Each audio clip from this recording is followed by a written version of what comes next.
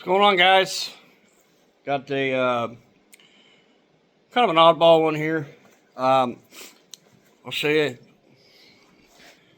We got a little snowblower here. It's old school Yard Machines, 22-inch, 5.5 horse Tecumseh. The unit's pretty good shape. I mean, it's not rusted out. The bearings are all good. The augers look good. There's a little bit of rust on the bottom, but that's typical. This one here, that engine, last run of the Tecumseh fly heads, and it's plagued with the exhaust valve guide worn out in it. So this thing actually had a broken recoil, but there's no compression. I mean, it'll run, but it takes a bit, but it don't have any power. So we're going to do the right thing, and we're going to go with the infamous Harbor Freight Predator 212 swap. Now, before y'all go, wait a minute. Well, how's this going to work? Well, I did one about 5 years ago on mine, and that's only off because I couldn't remember what belts and stuff I used. So this swap, if you could find this particular model, but also I think there might have been a Troy Build or a Craftsman, I don't remember. Do your research on the Google thing. But for what I'm going to do, works for this particular model. And you got two belts. Here we go. Dang, it's upside down. Get with the program. Anyways, there's one. There's the other one. Now, some people will probably be like, wouldn't recommend using these pulleys, but you need two of these, 2.5-inch 3/4 bore, and these are die cast pulleys. They have a set screw right there on the keyway, so you can lock them down. So you need two of those. Well, I don't know what I did with the receipt. Anyways, so that guy right there, with the 2-year warranty, I believe is about $220 in my area. This is 2025, by the way, in December. They're $149. You usually get a coupon. You can probably get them for $1.25 or $100 even, or whatever. But if you get the 2-year warranty, it's no questions asked. As long as there's no fluids in it, you just take it back and they'll give you another one. Well, been running that one for 5 years. It's been sitting outside. I mean, the sticker's weathered off of it. It's got some weeds on it and whatnot, but it still runs. So I'm going to set you all up in a stand here, and I'm going to take some of it apart, and then we'll go from there. Alright. I'm using my phone. So basically, we're just going to start with the basic stuff here. We got to get this engine off, and then I'll take a few things off, and then I'll come back to you when I find something interesting or whatever. But I'm sure you've probably seen people take engine and stuff off, but I want to go ahead and take a couple things off real quick. We'll start with that guy. 5/16 8mm. Got one little screw down here. It's got a little loose latch on both sides, I believe. Yeah, right here. There. Get that out of the way. You gotta kind of work at it. First thing I'm going to look in here is make sure there ain't no mouse nests or anything in here. But this one seems to be good. There's a idler pulley over here, chuck bearing. That's pretty much it for that. So I'm going to set this up aside so we can put it back on later. Let's see here. Grab a handful of sockets. Now we need. We're gonna have to take this back cover off because we gotta get the motor mount bolts.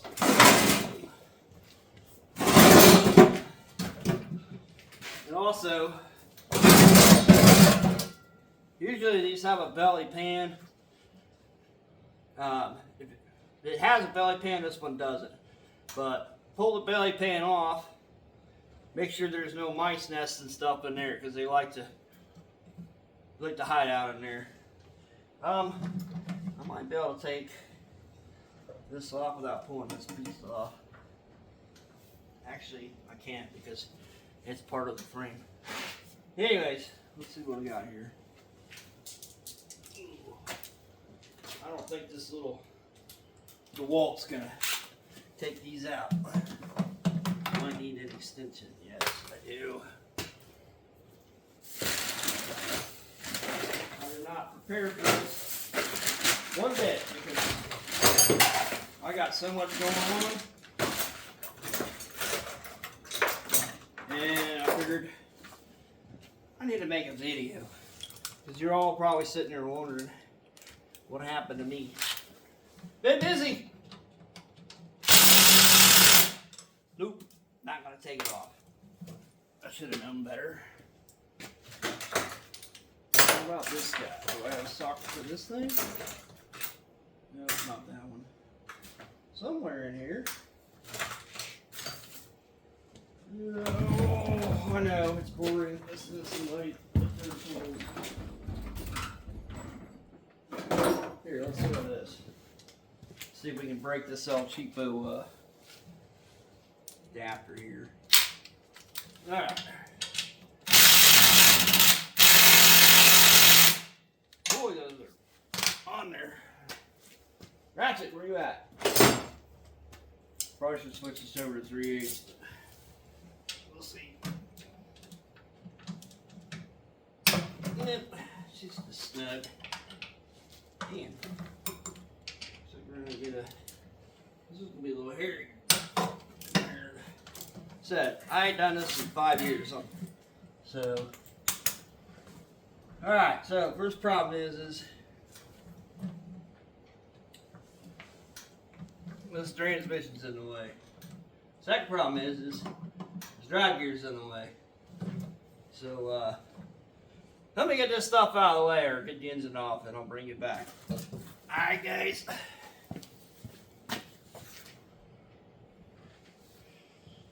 Alright, so get this drive gear out of the way. There's a shear pin and a little clip thingy. Pull it out, slide it over, and get to that bolt. Transmission, well, I'll show you once I get the engine off because I used the ratchet wrench. I could have did some extra work, but decided not to. Let's see what kind of corners this thing's got.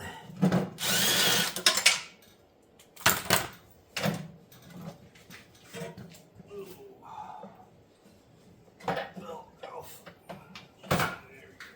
Leaking gas. Oh. Boom. Alright.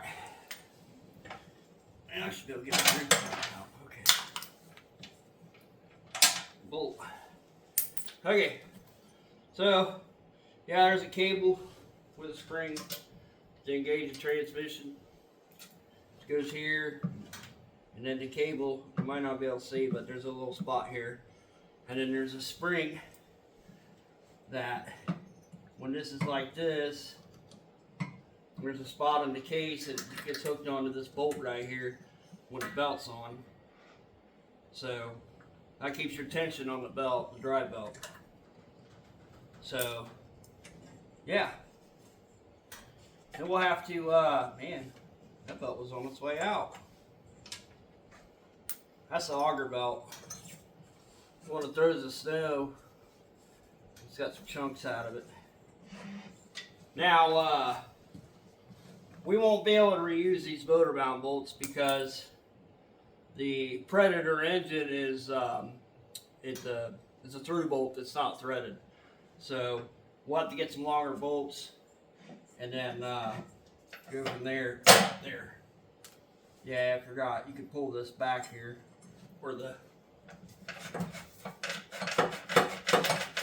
where you pull on the handle. Get the belt off. So that part's good. I know the transmission's good. So just make sure that stuff's good before you invest your time and efforts and money in this whole swap deal. Let's get this out of the way. Now,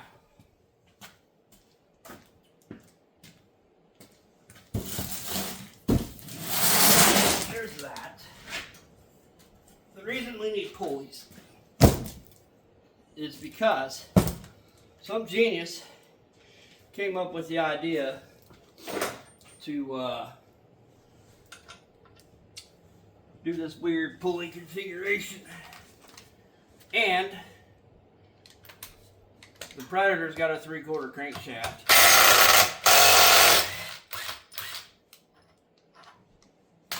So you see, I took the crank bolt out, outside pulley, inside pulley, spacer, another one, spacer, another one. So, yeah, it's funny because I'm pretty sure my crankshaft's bigger than 3/4. Let me grab this pulley over here real quick. Yeah. So here's the 3/4. And there's, I believe it's 5/8 or something like that. I don't know. It's late. I can't calculate math. So, this is going over here. In the pile. Along with this stuff.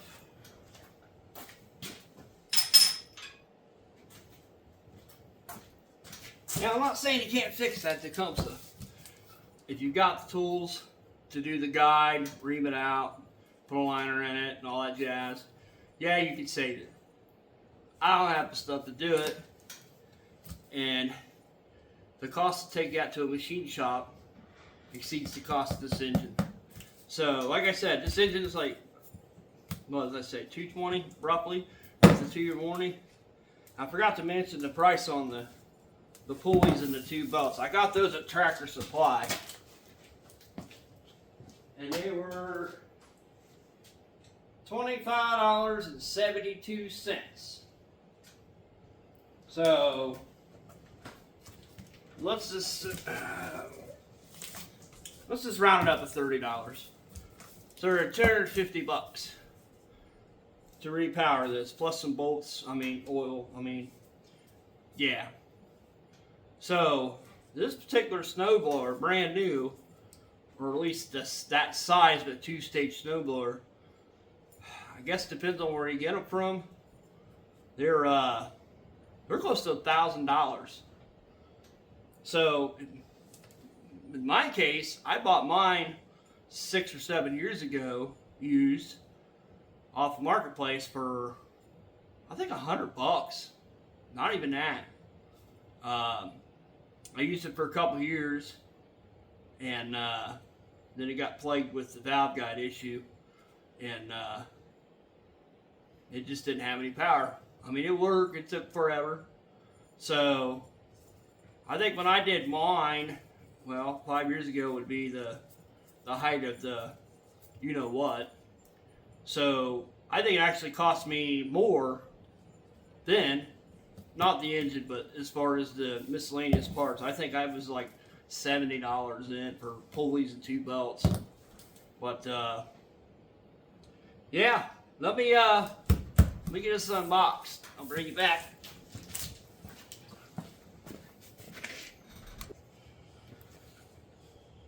All right.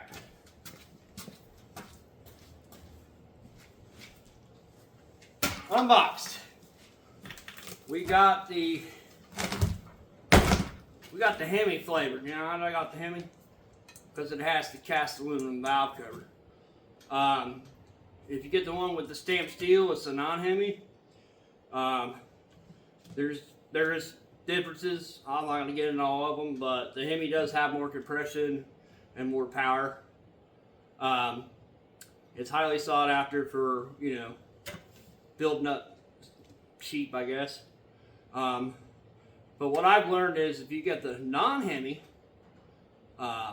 it's cheaper for, like, if you want to do electric start and a charging coil. So, like, if you got a snowblower with a light and all that jazz, and it already has electric start, it's cheaper to buy the kit, the flywheel and the starter and everything, to convert this to electric start. Now, I have a Hemi on the boys' go-kart, and boy, was that expensive. It was like $200 some to convert that to electric start for that little guy. Dang. Anyways, got the 3/4 shaft with our key. What did I do with that pulley? Get over here. Alright, actually I need both pulleys. So, I'm just going to show you right quick.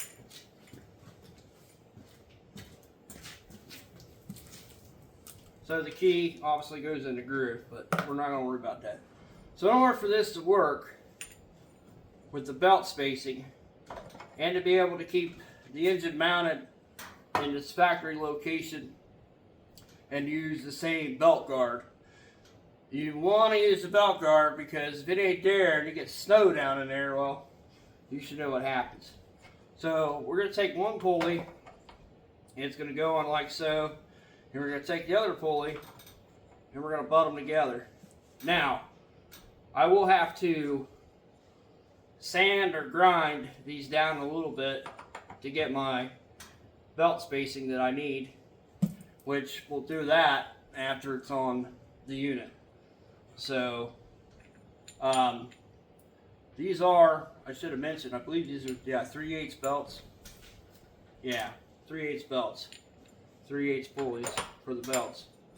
So, yeah, I know they're die cast pulleys, but like I said, I've used it on that one over there. It's 5 years, and I've used it quite a few times in a foot and a half deep snow, and it's still chugging along. So, all right, let me spare you the agony and all the curse words and stuff like that, and throwing wrenches and who knows what else, and get this onto that, and then I'll bring it back when we figure out what we're going to do with the pulley spacing.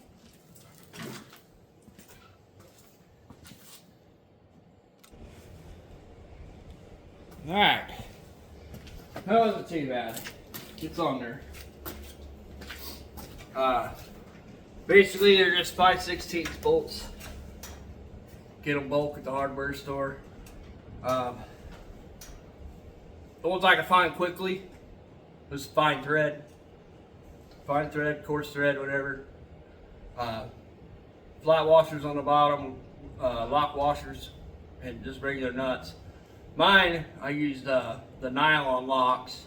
I kind of like them a little better for this, but the lock washers will be fine. So, anyways, so now we got to figure out the pulley spacing. So, the bigger belt goes to the auger, the little belt goes to the drive. So, the first one we got to work on is the drive. So, I didn't take this too well. Alright, let's see here. Let me drop this down in here. I left everything loose underneath.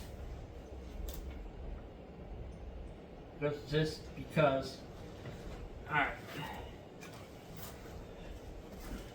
So we're not even going to worry about the keyway, because we got to figure this out. So I left everything loose underneath so I can hopefully slide these on without too much headache. There. Okay, So basically what I need to do is pull this tight down and then just kind of eyeball for now. So do it just a smidge. That's too.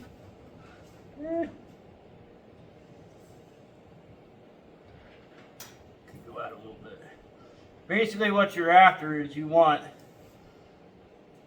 these pulleys are different thickness on the flanges, so I can't go by them. I need to actually go by the belt, and we're just going to call that good for now. At least that gives me in the ballpark. Now I need my other pulley. Oh, what's up there?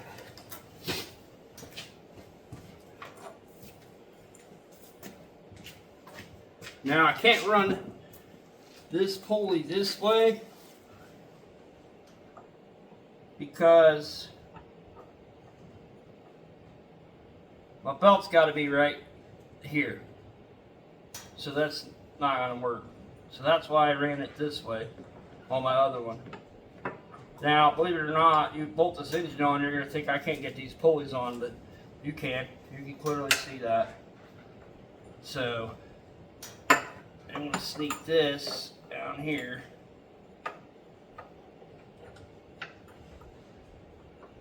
Sneak it over here and slide it on. Okay, so this one's a little easier because you can come up here and grab this and tighten the belt. And then you gotta basically look, that's obviously too far.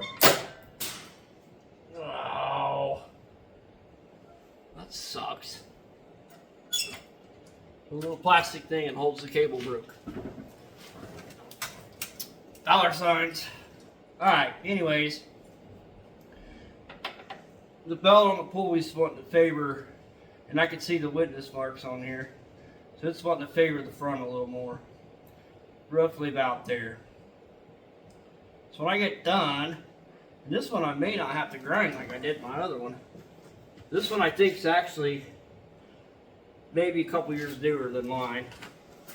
So pull this back just a little bit. Yeah. Well, it kind of sucks that this thing broke. So I can do it this way. Yeah, that might actually work. That might actually work. Huh. Yeah, I'll show you the difference between here and mine later. I'm going to go ahead and figure this up, and then I'm going to have to look into that. Hopefully I can still get that piece, otherwise we're going to have to, looks like it's been, they got zip ties on it. So, but anyways, that's basically,